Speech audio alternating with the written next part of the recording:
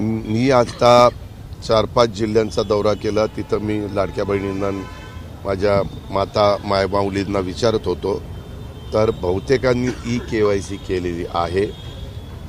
कुठंतरी हा जनतेचा पैसा आहे, सरकारचा पैसा आहे, चुकीच्या पद्धतीनं जाऊ नये।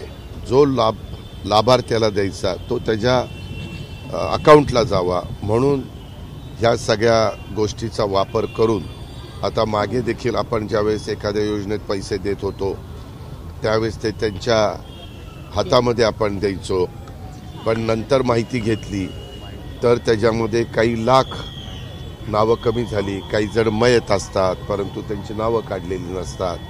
अशा बऱ्याचशा गोष्टी आहेत आणि त्याकरता ई-KYC सुरू केली। आपणच नाही, देशात सगळीकडे सुरू झालेली आहे।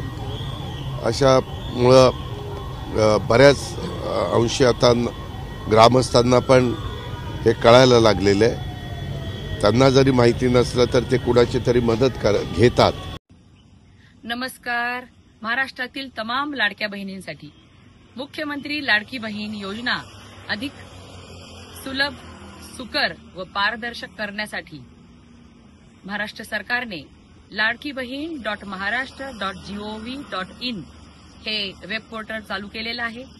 या वेब पोर्टलवर सर्व लाडक्या बहिणींनी येत्या 2 महिन्यामध्ये ई-KYC करून घ्यावी, जेणेकरून आपले दर महिन्याचे लाडक्या बहिणींचे हप्ते हे वेळेच्या वेळी खात्यामध्ये पडतील व आपल्याला पारदर्शकता राहील।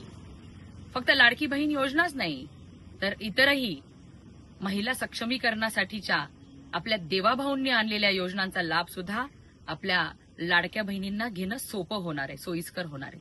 म्हणून आज तमाम देवाभाऊंच्या लाडक्या बहिणींना मी विनंती करते की आपण ladkibaheen.maharashtra.gov.in ह्या वेब पोर्टलवर लवकरात लवकर ई-KYC करावी।